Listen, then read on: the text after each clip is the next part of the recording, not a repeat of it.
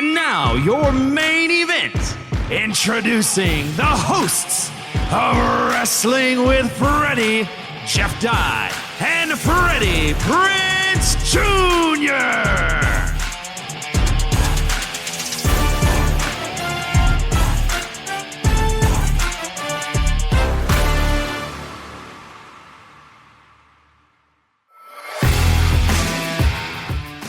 All right, you guys.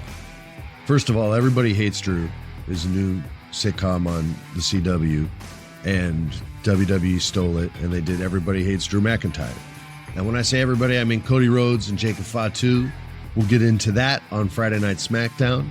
Becky Lynch went stone-ass crazy on Monday Night Raw with the return of AJ Lee. And Brody King shocked the world because he slept MJF. MJF freaking lost a match, and Brody King earned one. Jeff, it was a big week in wrestling. It wasn't the best week. We've had some greater weeks in recent past. A lot of shit happened. A lot of shit towards the pay-per-views or PLEs or whatever you guys like to call them. I don't give a shit. And we're going to talk about it right now. So, first off, Jeff, let's take a breath. I was sick over the week, so that's how my weekend was, but I'm better now. How was yours? It was a good week. Yeah, I was in Tampa, Florida. That's why I'm wearing this Miami Marlins hat, even though it counts as Florida, you know. And I'm going back to Florida. There's a big F on it. Yeah, it counts as the. Where are you going? Where are you going to Florida this next weekend? I go to New York, and then I go to Sarasota, Florida for the weekend. Sarasota. Don't they have horse tracks that I can place a bet on down there? Yeah, there's a lot of horse tracks. Anything that old people do, it's in Sarasota. Trust me. Shuffleboard and horse racing, and they probably have greyhound golf, tracks whatever too. The heck you want. All right, we're gonna get right into it now. Remember, guys, we're talking about the most current Raw because we record on Tuesdays now, so we're talking about, you guys are hearing this on a Wednesday. There's no Thursday show this week, but we'll try to make this one long. But yeah, so you're gonna get the most current Raw, but we're gonna start with Friday Night SmackDown, move our way into Monday Night Raw smooth like Razor Ramon, and then we're going to make a hard transition into AEW and finish off the show there. So, the show opened with Drew McIntyre, the Scottish Warrior. And he was attacked right away by Cody Rhodes. Holy shit, he got ambushed, and they're beating the hell out of each other. And Cody gets thrown out by Nick Aldis. Here's the difference in the general managers on the brands, Jeff. Everybody kind of respects Nick Aldis, like, I'm worried, like, Nick, if he's so polite that if he does go off, he might actually slap the shit out of me. And so there, even Jacob Fatu's like, all right, motherfucker, I'm going, but I don't like it, right? But everyone else acquiesces, right? There's a $5 word for the week. And on Monday Night Raw with Adam Pearce, all the wrestlers are like, yo, Adam Pearce, fuck you. Yeah. Fuck your rule. Nobody respects Adam Pearce on Raw. And I love that they have such different personalities and they have such different roles within the company. Like, one is holding on by a thread and the other has pretty solid control over the show. But anyway, I digress, sir. What do you think about the Cody Rhodes, Drew McIntyre story continuing? I thought Cody was going to the back of the line. What the fuck happened there? Yeah, I'm not really sure how this is going to work out. I like it all, though, so I'm happy with whatever direction they go in. One funny thing about the general managers too is like they're I can't remember a time where both general managers for SmackDown and Raw were so relevant. They're such a part of all the storylines. So I like that. I like the way they're going with all of that stuff. But it does create this new element of like, that's not how we do business here. And you're like, that's how we've always done business here. You can't come out here and just bark up a storm and then get a match. It's like, that's how it's always worked. You can't just attack people when you're not even in a match with them. That's unprofessional. Like, that's how it's always been in wrestling. So they're trying to make it sound like this is an unsafe work environment. Like, it's always been an unsafe work environment. Sometimes your car gets blown up or you get hit with a bedpan while you're in a hospital. Like, this is standard wrestling stuff, you know? Yeah. So that part, they've literally pulled guns on each other. Yeah, there's been tons of things. So that part is kind of funny to watch them try to have to force that. Like, you can't do that. And it's like, we do that. But it's great. I love what's happening. And it feels a little surprising. Like, I'm not sure what's going to happen next with the Cody Rhodes thing, so I like that. Yeah, I'm still confused in a good way as to who is going to be Drew's opponent at WrestleMania. Is it going to be a triple threat? Now Trick Williams is kind of in the mix. Is it going to be a fatal four-way? Like, there's all kinds of legitimacy around the number one contender slot, and I don't know who's going to get it. You know, Drew said that Cody had to go to the back of the line. Nick Aldis says if you want it, you got to earn a shot in the Elimination Chamber. So him and Drew talked storyline-wise, right? I know I'm like committing to the kayfabe right now, but they had a conversation professionally, and they agreed that Cody's at the back of the line. I don't have to rematch this son of a bitch again. And Aldis agreed, so he's letting Cody know, like, you got to earn it. And Cody's like, yeah, I'll fucking earn it. I don't give a shit. And then he gets thrown the hell out of there. Also, who is Trick Williams? Trick Williams, old whoop that Trick Williams. Who's his agent? Because this guy is just now in everything all the time, like out of nowhere.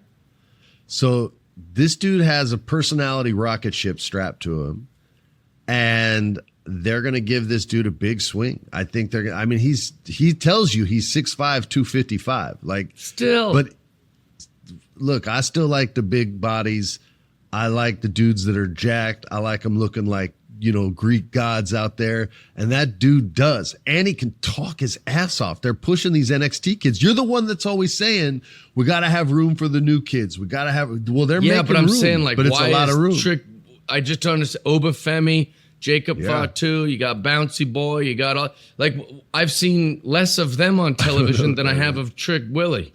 So I'm just wondering what changed. There's been a major push. We're seeing more of Trick than anybody, more than Sami Zayn, more than anybody. He's got the hottest backstage promo, the hottest in-ring, that with those catchphrases, dude, where he's just like, let's talk about it. Like, it's fire, bro. And I'm like, prove it, right? When the new kids come up, if they're really behind someone, I'm like, all right, prove it. And every time he's like, check out these lemon pepper steppers. Let's talk about it. 3 chains. Let's talk. And I just love the way he like breaks it down, man. It's unique. It's something I haven't seen. I love it. So I'm happy with the time, man. I think he delivers a better promo than the other new guys. Okay. And he's huge, dude. He's freaking huge. He's not as big as Randy Orton, but he's pretty friggin' close. And F Randy Orton, by the way. Everybody should feel that way. And hold grudges. Hold them. Hold on tight. You let go of the rope when you get your revenge. All right? Screw what your psychiatrist says. All right. Sorry about that. All right, we're moving on. Quote or something, except the therapist part. The first part. I played the game too much. Yeah, I did. I played the game way too much. You hold on. 97% completion. 97% completion, by the way. You hold on to the rope, Dutch. Don't let go, Dutch. You don't let go until you've got revenge. That's right. Sorry, that's our Arthur Morgan impression. Sorry. So we had a little Carmelo Hayes action, speaking of newer, younger people on the roster getting pushes. And he's with The Miz. And shout out to The Miz for putting people over for 20 plus fucking years. That's really badass. And he's continuing to do it. He takes care of himself, so he's going to continue to be able to do it for a long, long time. I only wanted to bring up this match. You know, it wasn't like the greatest match, and the segment before it wasn't amazing or anything, but Carmelo Hayes, everyone's talking about Javon. I don't remember his last name, but you called him Bouncy Boy. I think we're referring to the same guy. Don't sleep on Carmelo Hayes' bounciness. This dude can fly all over the ring, and he was so creative with the finish to this match. I don't normally talk match moves because I'm not a wrestler and I'm not really equipped to talk about it. But when something's cool as hell, I want to bring it up. And we're going to get into Monday Night Raw where Javon did something even cooler. But The Miz caught Carmelo in his finisher, the skull-crushing finale. And instead of getting his skull crushed, he rolls through and somehow grabs a hold of Miz and hits his finisher, the first 48, for the win. And he looked like such a pro, like so deserving of the gold that he gets to wear, the U.S. championship.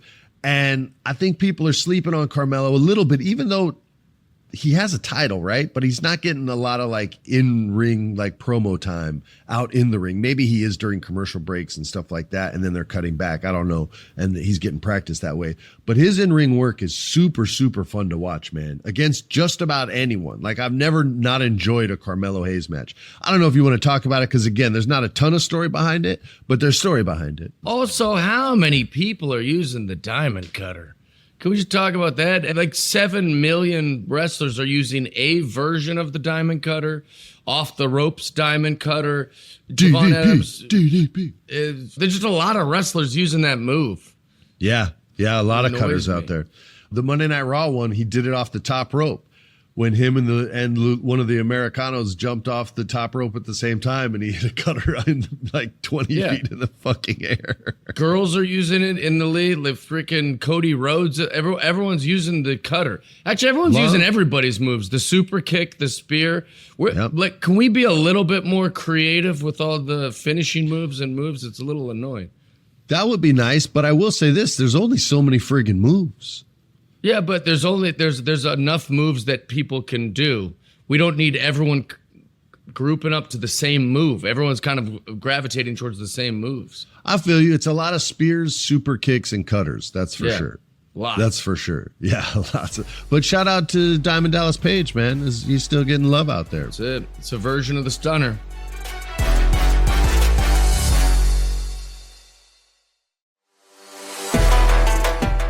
All right, here we go. The Women's Elimination Chamber qualifier. I have a weird take on this, and I want to know what you think about it. This was Tiffany Stratton, Lash Legend, and Chelsea Green. And the crowd seemed pretty equally supporting everyone, like in the right way. But Chelsea got a lot of love in this match, and it kind of hurt Tiffany's finish because she didn't get as big a pop as maybe she should have. And I think the reason why, I know you watched the show Unreal, and I don't know if you heard about this, but Michael Hayes made a statement about my old boss, Michael Pure Sexy Hayes, made a statement where he said, Chelsea's not the one that headlines WrestleMania, so to speak. I'm screwing up the quote, so forgive me for this. We see her as the person who gets that person over. And like the person who loses to Charlotte Flair so that Charlotte can go to WrestleMania was essentially, the gist of it. And forgive me again for not knowing the quote exactly. But I think people have so much sympathy for Chelsea because she responded to it and reacted to it.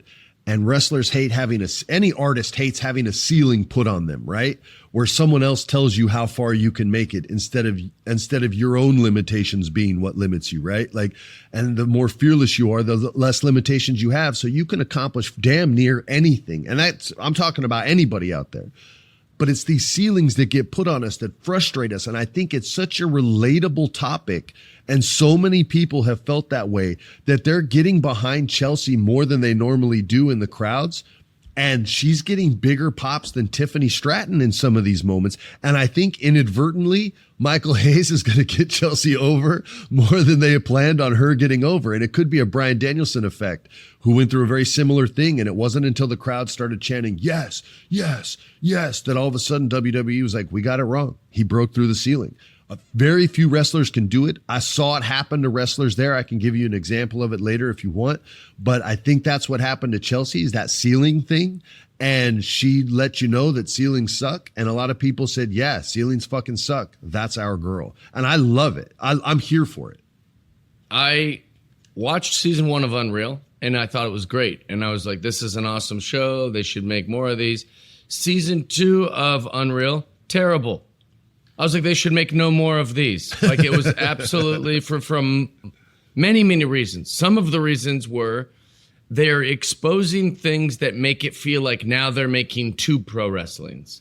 Now it feels like they're shooting shots just to be an Unreal. So now even Unreal is super unreal. Like, it doesn't feel very real at all. They're like setting up little things is what it feels like. So if they're trying to pull back the curtain, you're really just pulling back the curtain to another show that needs another curtain. Like, how are they, so I just feel like it's a little too produced, which happens in a lot of reality TV. Another reason the second season of Unreal was not good is because they left in a lot of things in the edit that should have been definitely like not put in to protect certain people backstage. They made Road Dogg look completely useless. They made him look like the dumbest WWE writer that's ever existed. They made Triple H look somewhat inappropriate with some of the wrestlers, playing favorites, acting a little weird towards Io Sky. Like there were some moments in these things that were like not great for wrestling. If you're going to keep those in, it's going to not look good. The biggest one is what you just talked about.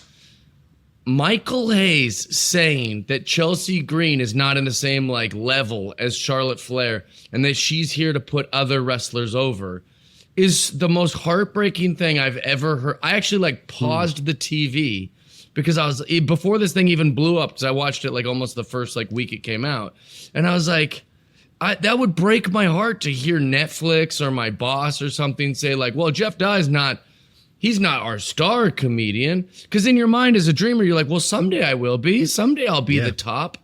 For them to say that about Chelsea Green is egregious. For them to keep it in a show that they put on Netflix is absurd. I wouldn't be upset if Michael Hayes got sanctioned in some way for saying that about Chelsea Green. It was so offensive. And I'm not Chelsea Green, let alone her having to watch that. And then furthermore, Chelsea Green's great. She's funny. Awesome. She can act. She's a good sport. She's willing to do all the things. They showed her in that Unreal episode breaking her nose, and she had like a great attitude about it. She wasn't mad at the girl. She just popped it back in place. She's laughing. Yeah, she's laughing about how many times she's broke her nose. She wasn't even pissed off at the girl, even though the girl botched a 619 or whatever. Like, Chelsea Green might be everything that you like in a wrestler. She's also like self-aware enough to be like, I don't know who that wrestler is. Like whenever Matt Cordona's like trolling her on Instagram. Oh yeah, I've seen that. Being I've never like, seen you don't even know who this show, wrestler is. Yeah, he's always like teasing her. He's like, who's this? And it's clearly like an action figure of like Coco Beware, and like she just doesn't know who it is. But she doesn't pretend to know who it is. She doesn't make something up. She doesn't go, oh, my favorite match in 1992. Like, Chelsea Green is just perfectly Chelsea Green. She knows who she is. She's a very good actress. She's a very good wrestler. She has a great match on the internet. Look it up of her against Penta. Like, that's a sick. Man versus woman wrestling match, and she holds her own. Anyways, I can't say enough good things about her, and no disrespect, but in 2026, I wouldn't have said this 8 years ago, but in 2026, I'd much, much, much rather see Chelsea Green win the title and a Chelsea Green match than I would anything with Charlotte Flair at this point. And that's the end of the Chelsea Green show. Da-da-da-da-da-da. We love you, Chelsea Green. All right, moving on. And I'm glad fans are noticing. I think they are. Obafemi looked fantastic. He got to kill Kit Wilson, who doesn't like toxic masculinity. What would be the opposite of toxic masculinity? Toxic femininity? I mean, on like the man side, like the softest man alive. Like, what would that term be? I don't know. But anyway, he doesn't like it. A lot of people do. So Obafemi came out and destroyed him and crushed the dream of Kit Wilson to abolish toxic masculinity. It's always going to stay. Deal with it. Next up, Jacob Fatu beat the shit out of Drew McIntyre because everybody hates Drew, which was the name of this week's episode. He gets thrown out too.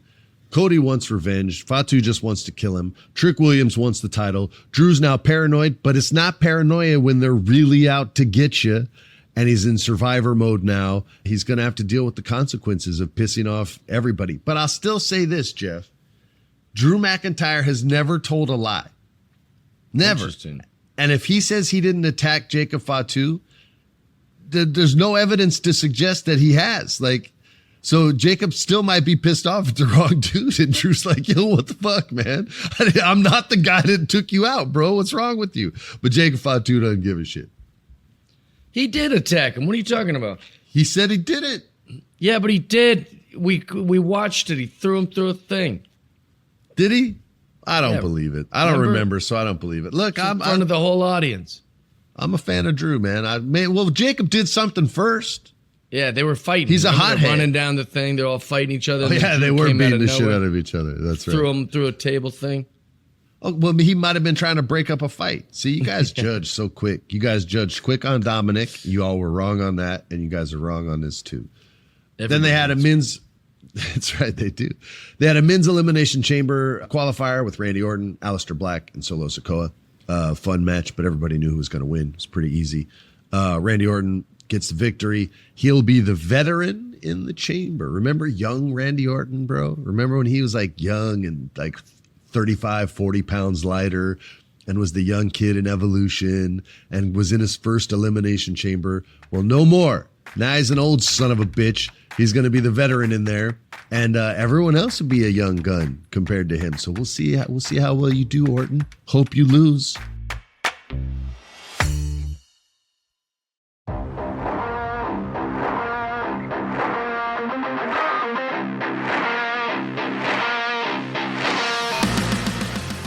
Monday Night Raw.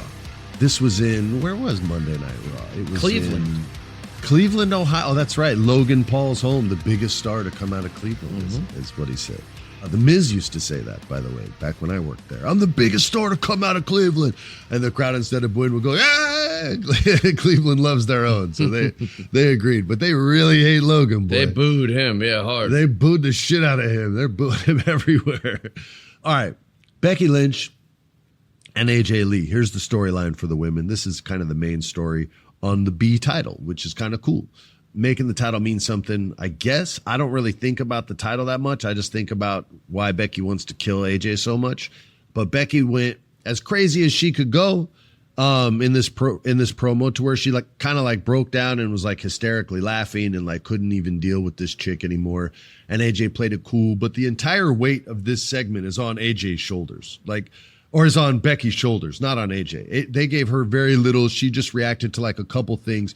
And the whole weight and all the pressure is squarely on Becky Lynch's shoulders. But they're broad shoulders, and she can handle a segment by herself, let alone helping someone else through it, which I thought she did well. She got out of there. We end up getting a match in, I think, Chicago or Elimination Chamber. I can't remember where they said it was going to be, but it's going to be for the IC title, the women's IC title, not the men's. They can't wrestle for that. It's illegal. Now we got the man. He's not even an important part of the segment, but he's still the man. We got Dominic Mysterio, baby. Let's talk Dominic Mysterio, ladies and gentlemen. The best babyface in the game today, with the best mustache and the best mullet in the game today. Suck on that, Theo Von. Your mullet ain't shit compared to Dominic Mysterio. How about that? How about those apples? And then there were these people, the world champion, Stephanie Vaquer and Liv Morgan. They were in it too. But Dominic Mysterio, I love that professional wrestlers now just speak whatever language the country they're from.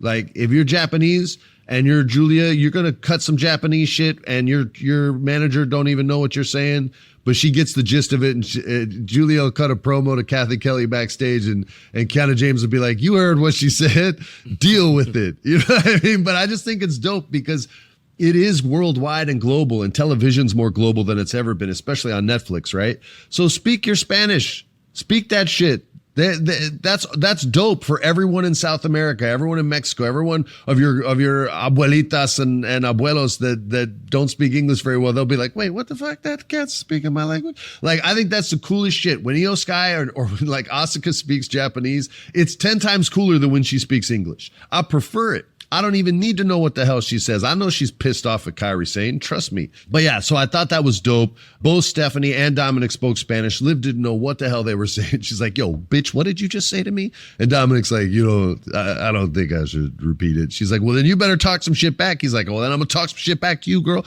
Talk some shit back. And Liv's like, yo, what did you say? And he's like, don't worry, baby. I got you. It was like an old school 80s comedy. I liked it. And I really loved the segment, man. I had a ton of fun. You liked it too? I loved it. And I also think that I've been saying this for a while, that find creative ways to let them speak their first language.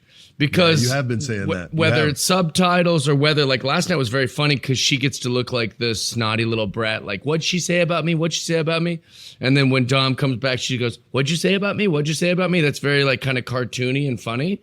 But I'd much rather listen to Stephanie Vaquer or even Dominic. Well, actually, Dominic speaks great English, but I would much rather listen to Asuka and Io Sky and all them speak their first language, and then than have to like trying to get clunkily through some English. I would much rather we'll work just see it that. out. We'll work out what you're saying, man. Because if the emotion's there, we'll know. Oh, she's sad. Yeah. She's in love. He's pissed. He's laughing at you, bro. Like, punch him in the face right now. Don't take that shit. I don't care if you're from Hong Kong or Amsterdam. Like, talk your shit. Alistair Black speaks perfect English, but if you wanted to cut some shit in freaky Dutch, sure, party on, dude. Like, I'm here for it. We just don't want to be taken out of the story, and so it doesn't take much to get us out of the story. And sometimes, like a broken English sentence that it just can take you out of the story.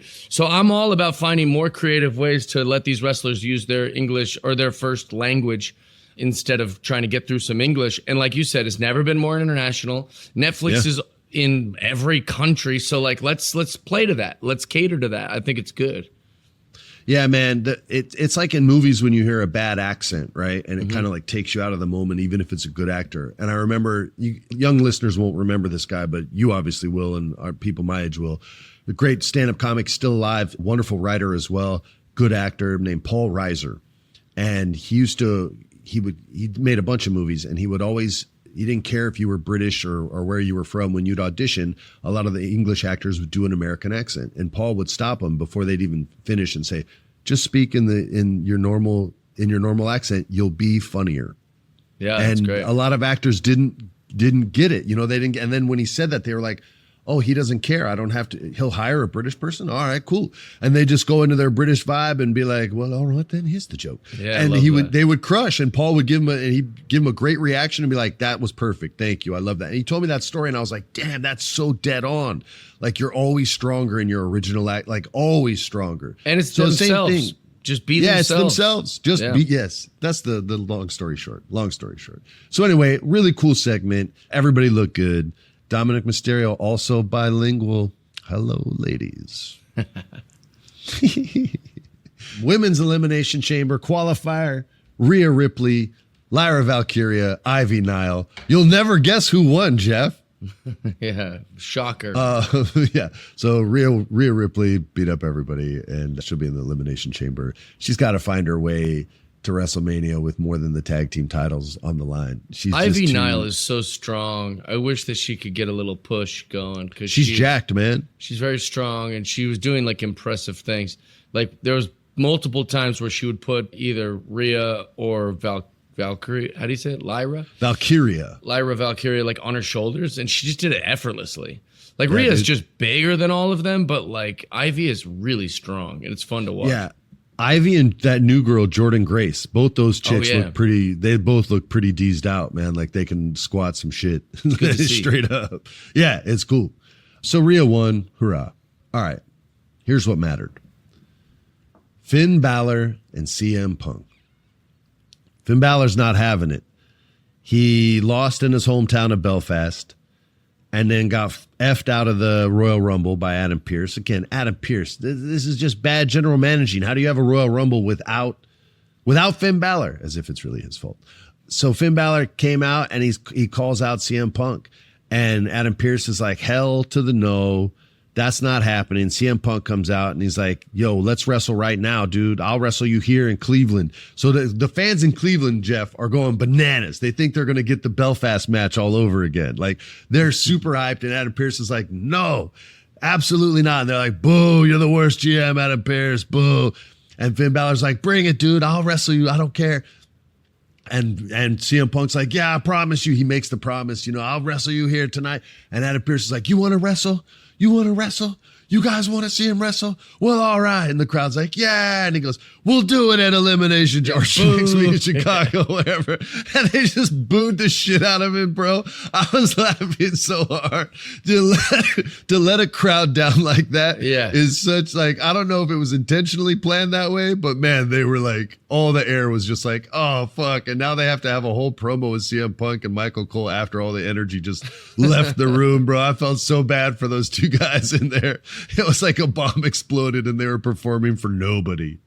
Yeah, well, they're just sitting there thinking, well, what was all this? You got us all hyped up. It's not even going to happen tonight. I love when they get screwed like that, but I just thought that was an epic way to do it, man. It really made me laugh. All right, you guys. See, I told you guys you get a long episode. You don't have to worry about not having a Thursday. You could stop right now if you wanted to, but you'd miss what I have to say about LA Knight, so don't. To close the show, the men's Elimination Chamber qualifier. It was LA Knight versus Penta versus Austin Theory.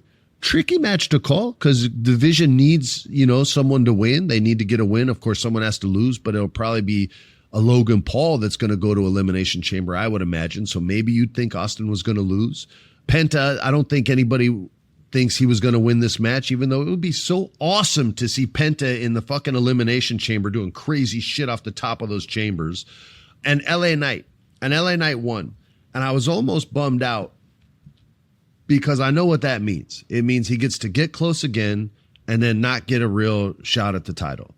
So I was kind of like, it's a wasted dub for him almost, because I love LA Knight, man, but they're not going to let him win the Elimination Chamber. So it's cool that he's in the match, but it's like, this dude is pretty fucking money, man. I don't see what they don't see, because all I see is a superstar, man. And I don't like, again, you're going to take him to the brink of WrestleMania again, and then give him a match at like 5th or 6th down the line, if a match at all. Like, I don't even know if he gets a WrestleMania match. Like, and I don't know if he cares, but I care. You know what I mean? Because I like the dude. I think his work's solid, man.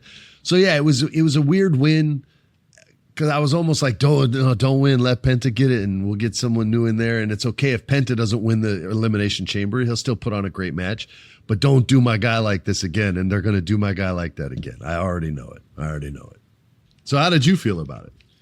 I liked it, but I think I'm in the same puzzle you're in. I don't know really what to do with LA Knight. Like, if it was me, like if I was in WWE, I'd be saying, like, put a rocket ship on LA Knight, and I could think of 10 guys. 2 years ago. 2 years ago. Well, longer than 2 years ago. We've been harping on this. But I think definitely at this point, I could look at the roster and go, I like LA Knight more than this guy. I like LA Knight more than this guy. We've seen multiple pushes on guys that I'm not as crazy about as LA Knight. So I think I'm not alone when I say, well, what does he got to do? What's got to change? He's pretty jacked. He's great on the mic. He's got a great look. He's willing to do anything. So I just don't know when he will get his push, but I also don't know where I would put it if I was in charge. So I don't know who you... Dude, he gets the third biggest pop on Monday Night Raw, like consistently, every time he goes out, behind Cody and behind Rhea. Like, that's it. Those are or Cody SmackDown, but behind Cody and behind Randy, sorry. Like, those two dudes get bigger pops than LA Knight. Rhea Ripley will get a bigger pop than LA Knight. Roman Reigns, obviously, the obvious ones. But, dude, he's right there. Like, the crowd goes crazy when he comes out. Like, they want this dude to win. And I don't know if WWE just doesn't see it, like if they ceilinged him the way they have a ceiling on Chelsea Green, so to speak, or if, it's just not time yet, but they have I'd rather see the belt on LA Knight than I would CM Punk or Drew McIntyre or, main event Jay or any of these people they've pushed way more than Sami Zayn. Like, I don't understand how these other wrestlers get these kind of like chapters and pushes. And LA Knight's really never gotten his chance to be like, put the belt on me. Watch what I can do. Yeah. Yeah, I totally agree with you, man. All right, you guys. We're going to finish the show up with some AE dubs. AE dubs. All right. AEW came to you from the Pearl Theater, you guys. I love the theater thing. I talked about this a long time ago in like season 1. I wanted to do WWE like off Broadway, like in like a New York theater, and cool. Have like a live orchestra playing their entrance music as it comes out, like that kind of shit. I thought it would be dope, but Vince thought it was stupid. So I like when they're in these theater spaces, and they were this week. They were at the Palms in Las Vegas, Nevada. I've been to that theater. I think that's the same theater where Joe Rogan blasted on Carlos Mencia, like during one of Carlos's shows. I think it was in that theater. So you guys can look that up. That's a weird, dark rabbit hole to go down.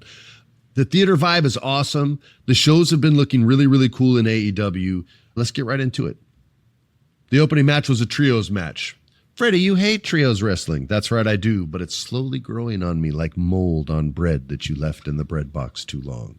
Anyway, I like this match because it had Konosuke Takeshita. And there were a lot of other dudes in it too. They beat Jon Moxley, Pac, and Daniel Garcia. But Takeshita is the story because they've been building this dude up and making him look so badass for so long. And they're going to put gold around this dude's waist. It's going to be singles gold. It's going to reinforce the Don Callis family. It's going to make them look stronger. And the gold that he's going to get is Jon Moxley's belt. You heard it here, maybe not first, but you heard it here. He's going to get the Continental Championship. He's going to win that shit, and he's going to look great doing it. And I think Moxley's going to put him over huge. I think everybody there loves this guy. I love this dude. He doesn't have to speak English. He can bust a promo in Japanese, and I will be right there with him. I think he's a good-looking dude. He's buff. He's crazy strong. He's super athletic. He's young as hell still. They can put a lot behind this guy. And this is proof that managers still work. And if you can't talk, you can still get over. Look what Don Callis has done with this guy. Look what he's doing right now with Andrade. We can get into that later. Like, Andrade couldn't get over in WWE for nothing, man. And in like 3 weeks with Don Callis talking for him, the crowd's going crazy and he's a number one contender for the belt and getting match wins over Kenny Omega through trickery and cheating, but still got a W. So anyway, they got the win. Konosuke looked great. And that's where I think it's going, Jeff. What did you think about trios wrestling this week in AEW? Well, I'll tell you, the way you think the story is him, I think the story should be in every wrestling conversation, Pac. Everything that guy does, I'm obsessed with. He's badass. Talk about strong. Talk about, exciting. I don't know how that guy isn't a bigger star. I think Pac is one of the, anytime there's a match, I feel like a little kid. I'm like, dude, you see that? Oh my gosh. I don't know. I'm obsessed with the way he looks. I'm obsessed with the way he wrestles. I'm a big, big, big fan, but I hope that something happens with him. Yeah, I've liked him ever since 205 Live, man. Like, Neville was the shit. Pac's the shit. Like, he's always been badass. I like him more as a bad guy than a good guy. His promos come off better when he's pissed off and everyone hates me, so I hate everyone. Those are his better promos than if he's like, hey, I'm going for the gold. I don't want to see him doing that bullshit. But yeah, I think he's dope too, man. But I thought it was all about Konosuke. All right. The War Dogs, who I'm not hip to. I know they're from New Japan, but I wasn't hip to them. They attacked Darby Allin. We all know where this is going. Darby Allin is going to come back with 2 matches, one against each of them, and there'll be some sort of horrible death match where spikes go through his eyes and he puts a sledgehammer through his skull and then takes it out and fucking kills both guys with it, and it'll be a bloodbath. I just booked it, man. That's great booking. It's called a Sledgehammer Smash Match. Yeah, no, it's good. But yeah, so that's what Darby's doing. I know you love Darby, but I don't know who these guys are, so it's hard for me to like jump on the wagon right away. I'm gonna have to wait till Darby makes his comeback on them storyline wise. You know that Jon Moxley would take that match against Darby. Sledgehammer, in a second. Nail gun match in a graveyard with spikes. It's in the pit from Mortal Kombat. A heart-stopping match. Who can stop their heart the most in 12 minutes? All right, we're moving on. Hangman Page, he got a big win. Not a big win. He beat Mark Davis. He should beat Mark Davis. But Mark Davis took some shots because he's a big, thick Australian motherfucker. And even some clothesline lariats where he just bounced off and was like, you son of a bitch. That's nothing, though. But he eventually succumbed. There's another $5 word for you guys. To the power of Hangman Page. Hangman got him with the buckshot lariat. And this is what I wanted to talk about because I think Don Callis is quickly becoming, next to Paul Heyman, the best manager in professional wrestling. Andrade, El Ídolo, defeated Kenny Omega. In Spanish, that's Kenneth Omegeth.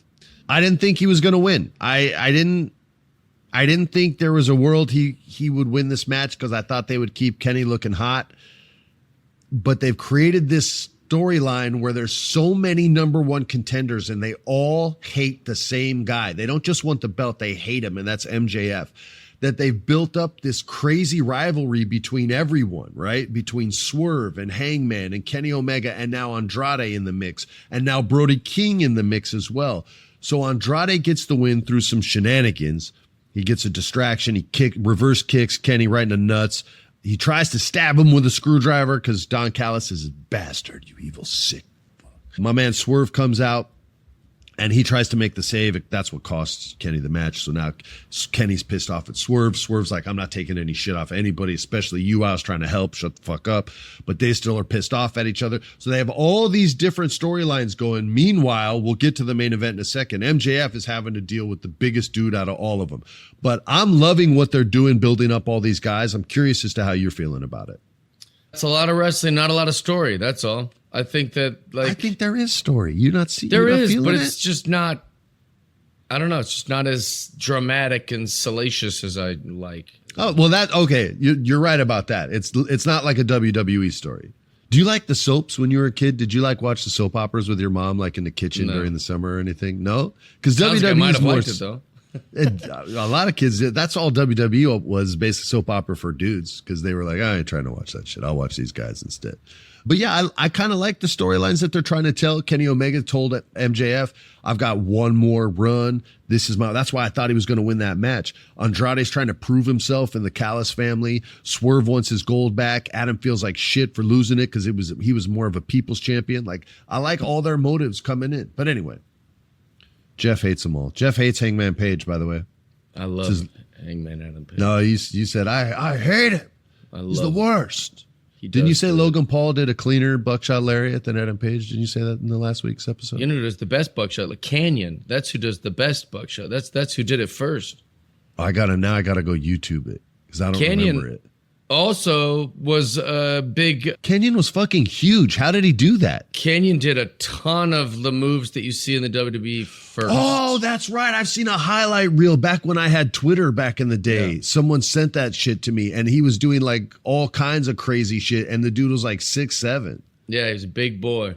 He doesn't do it as clean. Some people are doing his moves a lot cleaner, but he but he was humongous. The modern wrestler's way smaller. Good.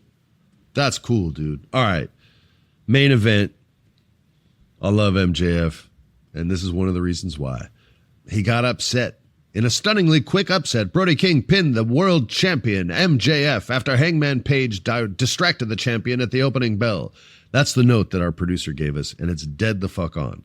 I was so shocked by this. I loved it.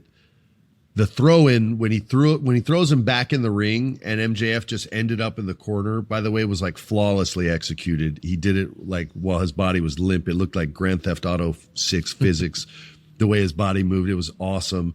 Here's what happened. The bell rings. Hangman Page distracts MJF, and MJF gets choked out on the side of the ring quickly, and his legs go stiff. He falls out of the ring. Brody King throws him in, blasts him again. 1, 2, 3, boom! And he earns a match in Australia, and it's for the championship. Now, granted, this protects MJF. And because I don't think anybody thinks Brody King's going to win. We could make predictions when that show comes, and maybe Jeff will take the dark horse in that one, and maybe he'll be right. We don't know. You could get sweet odds, and you just have to bet it.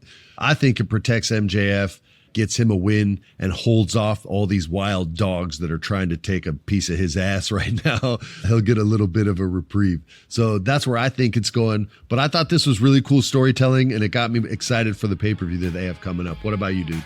I like anything MJF's. You could put MJF against my parents. I'm going to root for MJF every single time. Yeah, he's the best. So that's so sweet of you. I'm in his camp. You're a good son. You guys, wrestling's dope. So are you. Thanks for tuning in. We'll see y'all next week. On behalf of our producer, Alex, my awesome co-host, Jeff Dye, I'm Freddie Prinze. Peace.